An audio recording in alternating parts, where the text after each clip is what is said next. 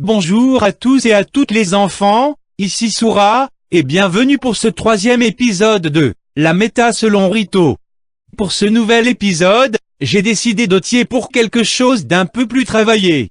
Maintenant, les épisodes seront découpés en 4 parties. La première, quel est ce champion? La deuxième, quel est cet item? La troisième, pourquoi les deux ensemble c'est pas bien? Et enfin, la conclusion, avec peut-être en prime, des interviews d'invités mystères.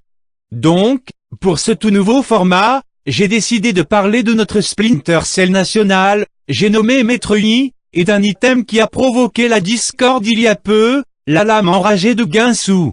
Pour commencer ce nouvel épisode, nous allons donc aborder la question, quel est ce champion? Maître Yi est l'enfant contrefaçonné de Splinter Cell et du Yasugiri de Brook. Maître Yi a toujours divisé les foules, une partie voyant ce champ comme un noob, champ ayant juste à spammer son Q-spell pour faire des pentakills, l'autre partie n'ayant comme unique argument que Holololko tempo bien ses Q-spell et il est fort et joue que Maître Yi. Face à ce débat sans fin, qu'aurions-nous à dire si ce n'est que le premier groupe est coincé en bronze 5 et ne sait pas build de l'armor, et que le deuxième groupe est en émoi devant un américain, qui se cosplay en vache pour faire des vues, et qui a son jeu en coréen pour faire genre il est fort, et pour donner un sens à son ipeni. Maître Yi est ainsi considéré comme un champion cancer, parce qu'il dispose d'un sort lui permettant de tout esquiver, d'un heal, de dégâts bruts, ainsi que d'une immunité au slow plus un énorme boost de move speed. Mais passons plutôt à la deuxième partie de notre émission, à savoir, quel est cet item?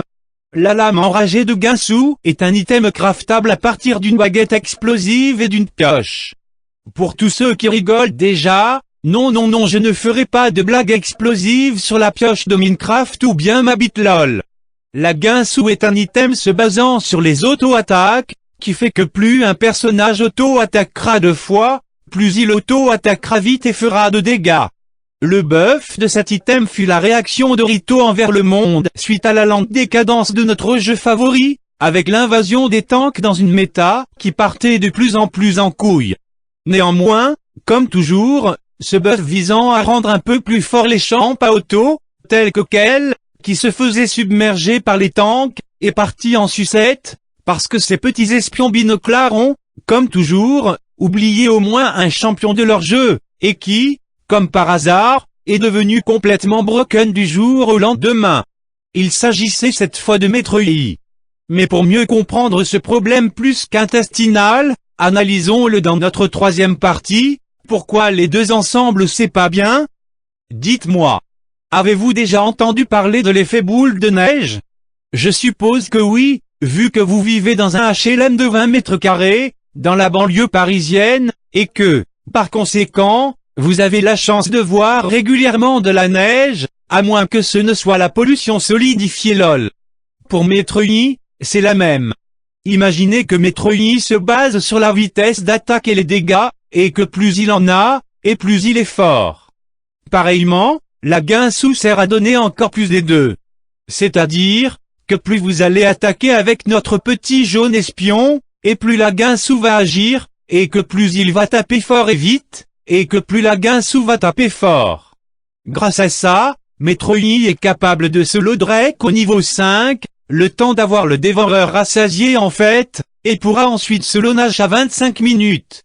Enfin, la game sera finie à 25 minutes 10, étant donné que les ennemis seront mad d'avoir un Maître Yi dans la game. Mais quoi de mieux pour conclure cette émission, que de donner la parole à un joueur de Maître Yi, dans notre 4e partie? Depuis que je joue Maître Yi, j'ai perdu mon emploi, et ma famille m'a renié. Mais au moins, j'ai réussi à franchir la barre symbolique des 10 LP en bronze 5, et depuis, j'enchaîne les pentakills en coop vs et intermédiaire. Depuis la sortie de la Guinsoo, je ne peux plus m'en passer, et je joue sans m'arrêter. Peut-être un jour deviendrai-je Challengeour, ma vraie place, et je remplacerai tous ces escrocs et ces chanceux qui montent parce qu'ils se font carry.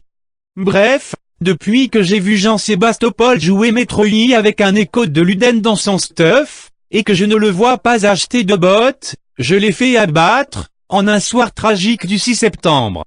Pour conclure, je dirais que Maître Yi est un des pires personnages du jeu, ou l'un des meilleurs, en fonction du point de vue auquel l'on se place. Mais je dirais quand même que les prochaines Worlds ce sera du propre, quand Faker il jouera Raïs, et que l'on commentera Balls faire des pentakills avec Darius, mais... Oh! Attendez! C'était sur A, pour votre nouveau numéro 2, la méta selon Rito.